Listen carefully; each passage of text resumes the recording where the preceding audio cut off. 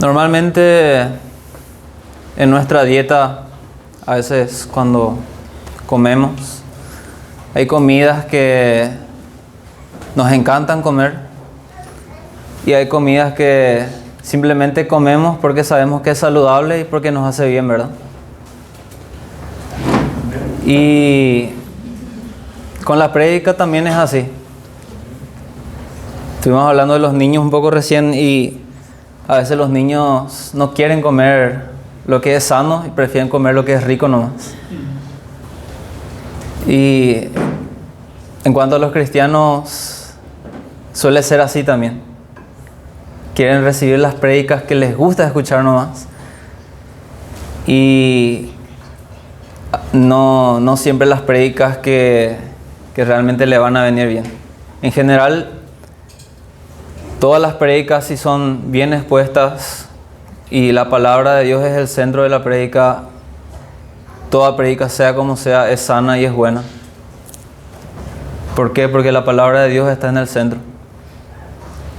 Pero hay veces que esa prédica o ese tipo de prédica no es muy bien aceptada, por más que la palabra de Dios sea el centro. O tal vez no es tan agradable de escuchar humanamente hablando. Porque algo que hace la palabra de Dios en gran medida es acusar al ser humano. Mostrarle su realidad espiritual. Y bueno, esta prédica va a ser así, hermanos. Porque vamos a hablar sobre una, entre comillas, radiografía del corazón humano. Vamos a ver qué piensa el Señor del corazón humano. Hace ya unos siglos atrás, existieron dos filósofos, cada uno también de diferente época. Uno fue Jean Rousseau. Su filosofía era humanista y decía que todo ser humano es bueno por naturaleza. Pero la sociedad le corrompe. Es bueno por naturaleza, pero la sociedad es el que le corrompe. Es decir, la propiedad privada, los bienes materiales, esas son todas cosas que según Rousseau corrompen al ser humano. Por otro lado, algunos siglos antes estaba Nicolás Maquiavelo, un pesimista realista que decía que todo ser humano es malo por naturaleza. Y que si es bueno es porque le conviene o porque está obligado a hacerlo. Evidentemente, ambos tenían posturas totalmente opuestas. Pero si tuviéramos que decidir entre ambos, ¿quién tiene la razón? ¿A quién elegiríamos? Si investigamos a profundidad las ideas de estos dos filósofos, tal vez lleguemos a entender que desde el punto de vista bíblico, ambos estaban equivocados, pero al menos Maquiavelo acertó en entender que el ser humano es malo por naturaleza. El ser humano es malo por naturaleza. Pero su error fue excluir a Dios de esa filosofía. Y creer que como el ser humano es egoísta y malvado, la única forma de hacer que sea bueno y civilizado es obligándolo con poder político. Y eso tal vez soluciona la fachada, pero no el corazón. Ni Rousseau ni Maquiavelo tenían la razón. Y si hay alguien que puede decir con total certeza, hermanos, cómo es el corazón humano, es Dios. Y nos lo enseña claramente en su palabra. La palabra de Dios nos enseña claramente la verdad del corazón humano. Nos da una radiografía del corazón humano. Dice en Romanos 3, versículo 9 en adelante: ¿qué pues? ¿Somos nosotros mejores que ellos? En ninguna manera, pues ya hemos acusado a judíos y a gentiles que todos están bajo pecado, como está escrito: no hay justo ni aun uno, no hay quien entienda, no hay quien busque a Dios. Todos se desviaron, a una se hicieron inútiles. No hay quien haga lo bueno, no hay ni siquiera uno. Sepulcro abierto es su garganta, con su lengua engañan, veneno de áspides hay debajo de sus labios. Su boca está llena de maldición y de amargura. Sus pies se apresuran para derramar sangre. Quebranto y desventura hay en sus caminos, y no conocieron camino de paz. No hay temor de Dios delante de sus ojos. Pero sabemos que todo lo que la ley dice, lo dice a los que están bajo la ley, para que toda boca se cierre y todo el mundo quede bajo el juicio de Dios, ya que por las obras de la ley ningún ser humano será justificado delante de él, porque por medio de la ley es el conocimiento del pecado. Amén, mis hermanos.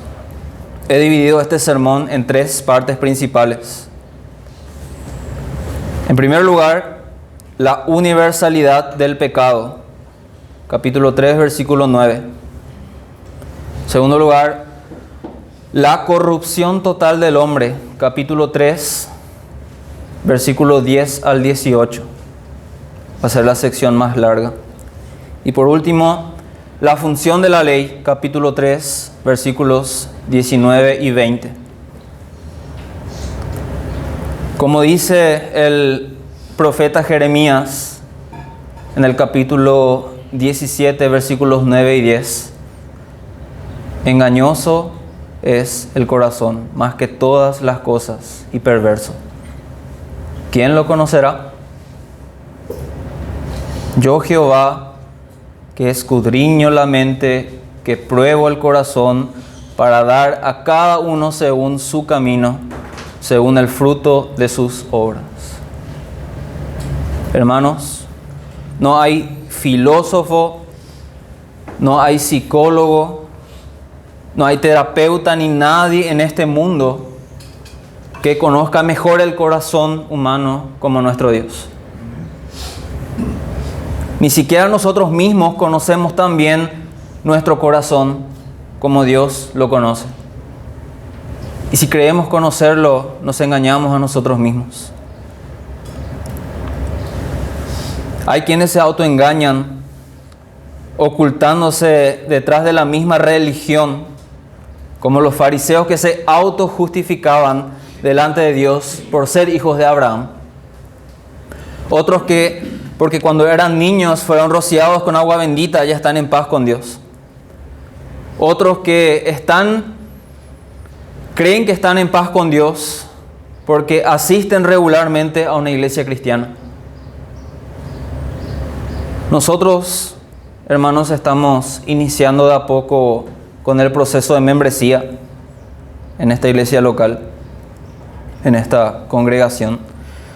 Pero que el Señor nos libre de hacerles creer que somos salvos por ser miembros de una iglesia local simplemente.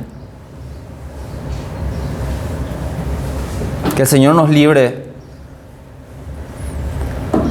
Si alguien es realmente salvo en este lugar, es solo por la fe en la obra redentora de nuestro Señor Jesucristo. Por otro lado están los morales, no el apellido, sino los moralistas, que siempre predican lo mismo.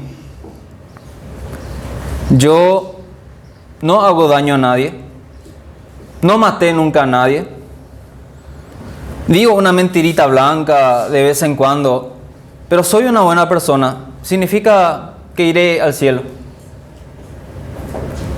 Duele decirlo, pero hay inconversos que llevan una vida moralmente más limpia que muchos de confesión cristiana. Duele decirlo, pero es así.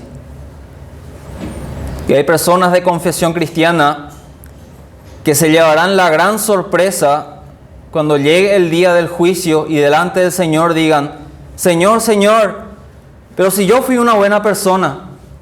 Señor, Señor, pero si yo me iba cada domingo fielmente a la iglesia. Señor, Señor, pero si yo fui pastor. Y Él les dirá a todos ellos: apártense de mí, hacedores de maldad. Por eso Pablo dice en el pasaje: entonces, ¿qué? ¿Somos mejores que ellos? De ninguna manera. Porque ya hemos anunciado que tanto judíos, que eran religiosos, como griegos, algunos moralistas, están todos bajo pecado. Están todos bajo pecado. Y es que el pecado no son solamente malas acciones, hermanos. Pensar que el pecado son simplemente un cúmulo de malas acciones es subestimar al pecado. El pecado es mucho más que eso. El pecado no son solamente malas acciones en contra de Dios o del prójimo. El pecado es una condición del ser humano. El pecado es una condición del ser humano que solo puede ser anulada por medio de la sangre de Cristo. Mis hermanos, nadie podrá librarse del juicio y la ira de Dios confiando en sus buenas obras. Porque todo ser humano fuera de Cristo está en una condición de enemistad contra Dios. Y la única forma de estar en paz con Dios es estando en Cristo. Y la única forma de estar en Cristo es por medio de la fe, la cual es viva y eficaz para llevarnos a una vida de arrepentimiento y comunión. Y ahora que entendemos que el pecado no son solo acciones, sino una condición del ser humano, es importante que entendamos de qué manera el pecado afecta a la conducta humana. ¿De qué manera el pecado afecta la conducta humana? Pablo cita varios versículos del Antiguo Testamento para mostrar las áreas de extensión del pecado en la vida del ser humano. Versículo 10 y 11 hace mención al Salmo 14, versículo 3, donde dice: no hay justo ni aun uno, no hay quien entienda, no hay quien busque a Dios. Y vemos que el ser humano apartado de Cristo tiene un entendimiento corrompido. Porque dice: no hay quien entienda. No hay quien entienda. El ser humano natural, apartado de Cristo, tiene el entendimiento, el intelecto corrompido. El pecado nubla el entendimiento del hombre natural que no tiene a Cristo. Incluso de aquellos hombres de inteligencia brillante que buscan respuestas definitivas en la ciencia y la filosofía, por ejemplo. Creen que la ciencia puede dar respuesta a todo, incluso al origen del universo y al ser humano. Pero con toda la evidencia que arroja la creación entera hacia un Creador todopoderoso, ellos tienen el entendimiento corrompido, lo cual les impide creer. Como dice 1 Corintios capítulo 2, versículo 14, pero el hombre natural no percibe las cosas que son del Espíritu de Dios, porque para él son, ¿qué cosa? son locura. Y no las puede entender, porque se han de discernir espiritualmente. Hermanos, el hombre natural tiene el entendimiento nublado, corrompido. Entonces, ¿qué esperanza hay si el ser humano ni siquiera puede entender bien? ¿Qué esperanza tiene si no puede ver a Dios por tener nublado el entendimiento debido al pecado? La respuesta sigue siendo Cristo. Dios, que mandó que las tinieblas resplandeciese la luz, es el que resplandeció en nuestros corazones. 2 Corintios 4:6. Pero aparte de tener el intelecto corrompido, el ser humano debido al pecado tiene la voluntad desviada. El ser humano debido al pecado tiene la voluntad desviada. Todos se desviaron y a una se hicieron inútiles, dice ahí en el pasaje.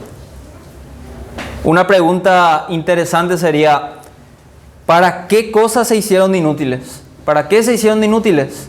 Y la respuesta es que el hombre, por la influencia del pecado, se hizo inútil para cumplir la voluntad y el propósito de Dios. Se hizo inútil. Yo odio esa palabra, odio que se le llame a alguien inútil. Pero en cuanto al ser humano natural, para cumplir la voluntad de Dios, el ser humano se volvió completamente inútil por influencia del pecado.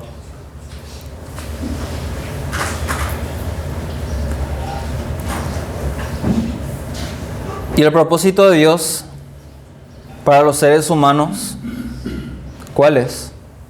¿Cuál es el propósito de Dios para los seres humanos?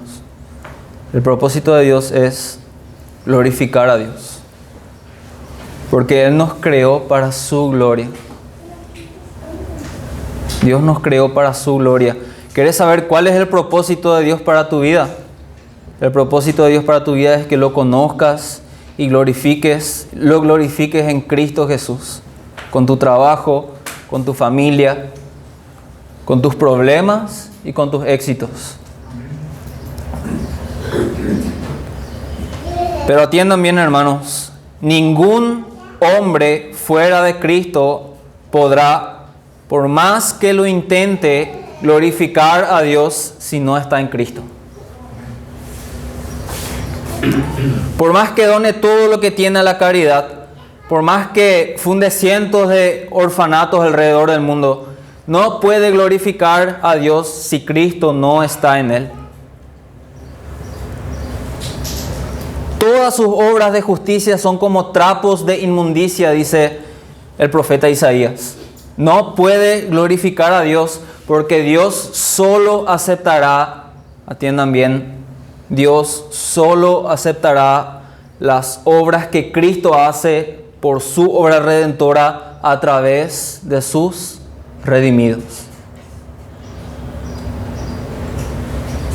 Fuera de Cristo no hay quien haga lo bueno, no hay ni siquiera uno. Entonces, hermanos, el pecado nubla el entendimiento de las personas, tuerce su voluntad y también les da una lengua perversa. ¿Qué significa esto? Como dice en el pasaje, sepulcro abierto es su garganta. Sepulcro abierto es su garganta. En otras palabras, todo lo que digan, cada palabra apesta a sepulcro abierto delante de Dios. Aunque digan gloria a Dios, aunque digan amén a cada palabra, aunque reciten versículos bíblicos, si no está en Cristo, apesta a sepulcro abierto. En otras palabras, todo lo que digan, cada palabra apesta a sepulcro abierto. Y es de esperar del hombre natural engaños, palabras hirientes como veneno de serpiente, palabras de maldición y amargura. Y tal vez algunos piensen que este es un retrato un poco exagerado del ser humano. No nos vemos, no se ve a todo el mundo hiriéndose con las palabras, engañándose continuamente. Y es que ese es el propósito. El propósito es exagerar literariamente para mostrar algo, para enfatizar algo. Y es lo horrible del corazón humano apartado de Cristo. Como Él mismo dijo, como Cristo mismo dijo, de la abundancia del corazón habla la boca. De la abundancia del corazón habla la boca. Hay quienes solo hablan de dinero, quienes les encanta el chisme, quienes no dudan en engañar para sacar un beneficio del otro, unos más que otros, pero todos muestran lo mismo, lo que hay en su corazón. Entonces, los seres humanos apartados de Cristo viven una vida con el entendimiento corrompido, la voluntad desviada, la lengua perversa y una conducta violenta. Como dice, sus pies se apresuran para derramar sangre. Destrucción y miseria hay en sus caminos. Nuevamente se exagera para enfatizar la corrupción total del ser humano. Vemos esto en Caín, cuando el pecado entró al mundo por causa de la desobediencia de Adán, su padre. Caín mató a su propio hermano Abel. Esto no significa que todos los seres humanos mataron o matarán alguna vez, pero sí que ese potencial existe en el corazón de cada uno. Y todo esto se resume en el versículo 18. ¿Qué es lo que dice el versículo 18? No hay temor de Dios delante de sus ojos. No hay temor de Dios delante de sus ojos. Mis hermanos, en la mayoría de los casos, no es que las personas no crean en la existencia de Dios. Muchos creen, muchas personas no salvas, creen que hay un Dios. De hecho, es algo demasiado evidente.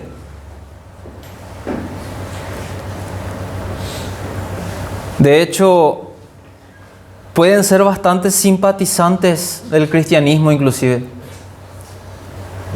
El problema no es tampoco que no sepan que son pecadores. Maquiavelo probablemente no era cristiano. Estuve leyendo un poquitito de su historia. Probablemente no era cristiano, pero entendía que todos los hombres son malos por naturaleza.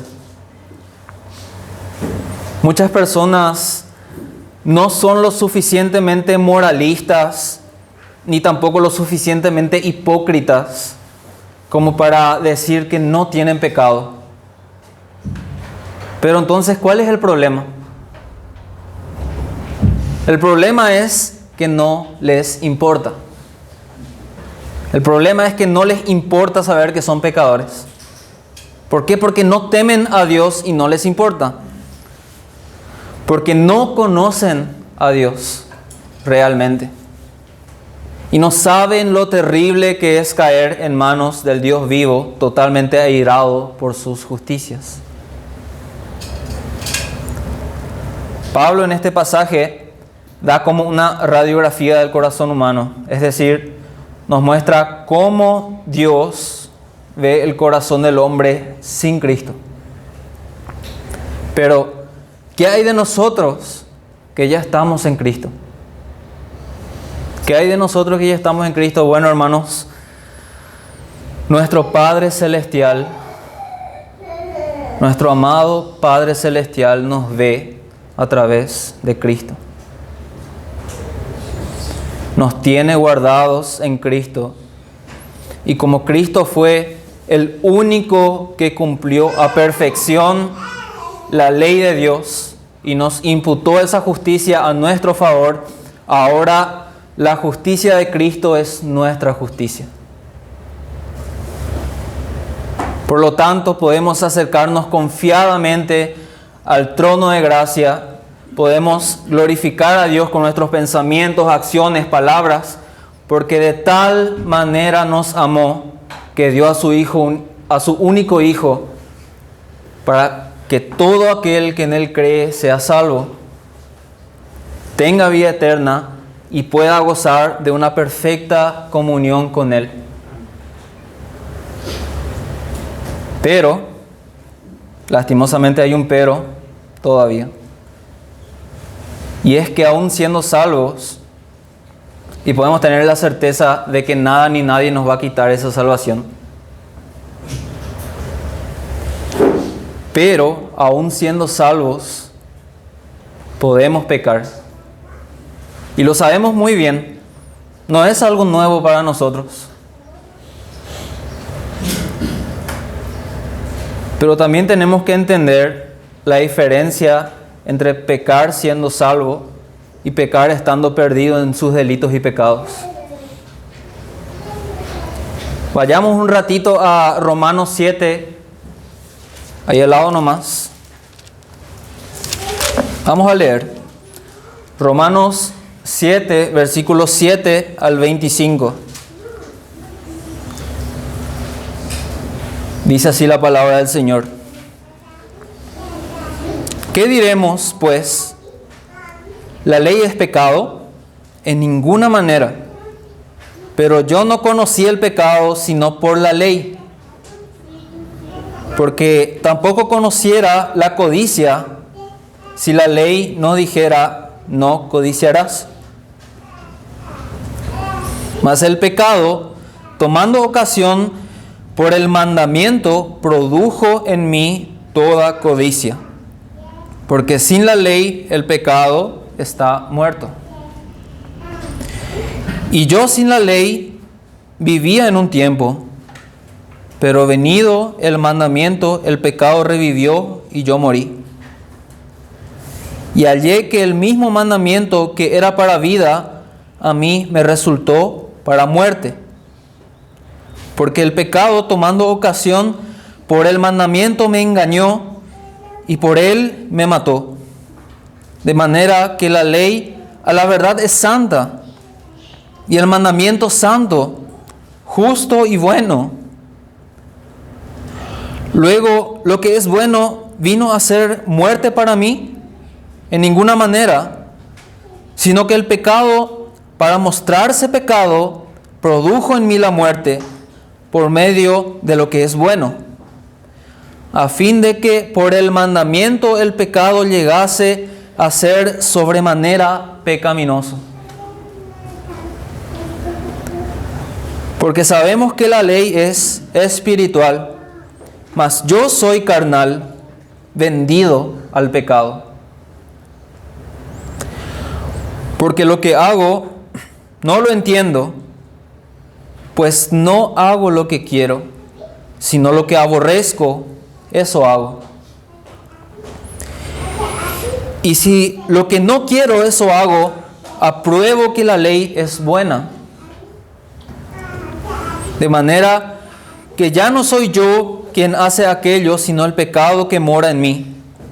Y yo sé que en mí, esto es, en mi carne, no mora el bien. Porque al querer el bien está en mí, pero no el hacerlo. Porque no hago el bien que quiero, sino el mal que no quiero, eso hago. Y si hago lo que no quiero, ya no lo hago yo, sino el pecado que mora en mí. Así que, queriendo yo hacer el bien, hallo esta ley, que el mal está en mí. Porque según el hombre interior, me deleito en la ley de Dios. Pero veo otra ley en mis miembros que se rebela contra la ley de mi mente y que me lleva cautivo a la ley del pecado que está en mis miembros. Miserable de mí, ¿quién me librará de este cuerpo de muerte? Y acá está la respuesta. Gracias doy a Dios por Jesucristo, Señor nuestro. Así que yo mismo con la mente sirvo a la ley de Dios, mas con la carne a la ley del pecado. Algunos teólogos no pueden aceptar que el apóstol Pablo se esté refiriendo a sí mismo en este pasaje. El gran apóstol Pablo, plantador de iglesias, que recorrió miles de kilómetros por Cristo para llevar el Evangelio, ahora está hablando de que tiene una tremenda lucha con su carne. Y hasta parece razonable que algunos piensen que Pablo no se está refiriendo a sí mismo en este pasaje. Buscan la manera de dar vuelta a esto para creer que Pablo describía su vida cuando aún era nuevo en la fe o cosas así. Pero está claro que Pablo se refiere a la lucha que todo cristiano tiene, sea nuevo en la fe o sea ya un maestro. Hermanos, esta es una lucha entre nosotros y el pecado que aún mora en nosotros. No porque la obra de Cristo no haya sido perfecta. La obra de Cristo es perfecta en todo sentido, sino porque aún caminamos sobre este mundo contaminado por el pecado. Y aún esperamos a que nuestro Señor vuelva para llevarnos de una vez y para siempre a donde ya no existe pecado, donde nos enjugará toda lágrima, donde todo dolor, toda tristeza no serán más que recuerdos. Tenemos, se suele decir, 3 enemigos. Satanás, que es el principal enemigo de Dios, es nuestro enemigo también, siendo hijos de Dios. Después tenemos al mundo que es gobernado por el príncipe de este mundo, que es el mismo Satanás también, que también nos lleva a la contra, o nosotros le llevamos la contra al mundo, mejor dicho. Y por último lugar, y no menos importante, y tal vez el enemigo más cercano que tenemos, es nuestra propia carne,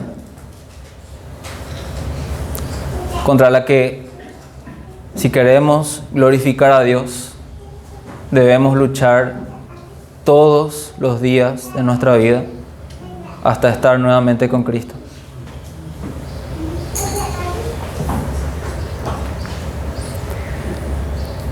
¿Cuál es la función de la ley, hermanos? Estuvimos hablando de la ley y ya sabemos que la ley no nos salva. La ley lo que hace es callar toda boca. Callar toda boca, como dice en el pasaje ya casi al final. Pero sabemos que todo lo que la ley dice, lo dice a los que están bajo la ley, para que toda boca se cierre y todo el mundo quede bajo el juicio de Dios. La ley de Dios, y hablamos directamente de la palabra de Dios, nos muestra como si fuera un espejo todo nuestro pecado. De manera que nadie podría tener objeción alguna delante de Dios en el día del juicio, porque la ley es la que nos va a acusar a nosotros. Por medio de la ley es el conocimiento del pecado. La ley nos acusó, nos mostró nuestra inmundicia. Pero la buena noticia es que Cristo tomó nuestro lugar, hermanos. Y no solo nos salvó de la ira de Dios, sino que nos hizo coherederos de su reino, el cual es un reino eterno que no tiene fin. Querido hermano, esta prédica tuvo un propósito didáctico, pero también para recordarnos que si realmente estamos en Cristo, estamos en una constante lucha contra nuestra antigua naturaleza que aún está en nosotros. El pecado que aún mora en nosotros sigue dando batalla y va a seguir dando batalla hasta el último de nuestros días. Y nosotros no podemos flaquear, no podemos rendirnos, porque tenemos toda la fuerza en Cristo para dar batalla. Ya no estamos muertos, porque recibimos vida en Cristo. Y como siempre decimos, solo los vivos pueden luchar, solo los vivos pueden batallar.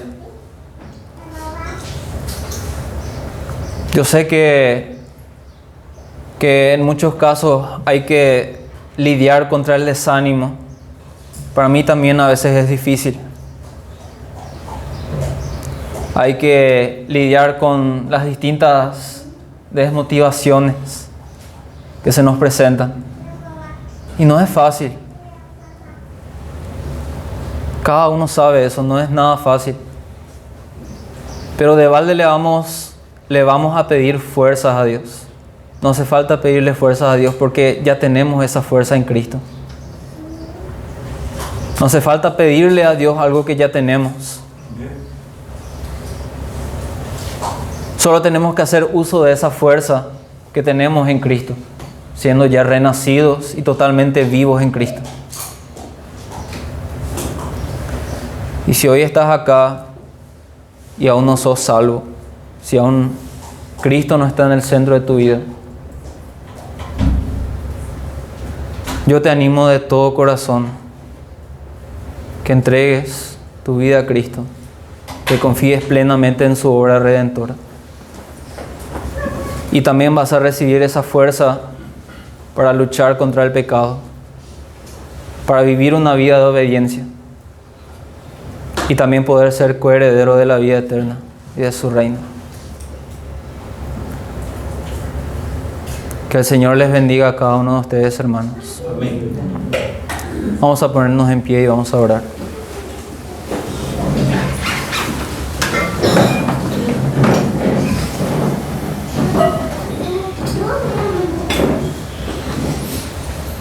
Señor y Dios Todopoderoso, alabado sea tu santo nombre.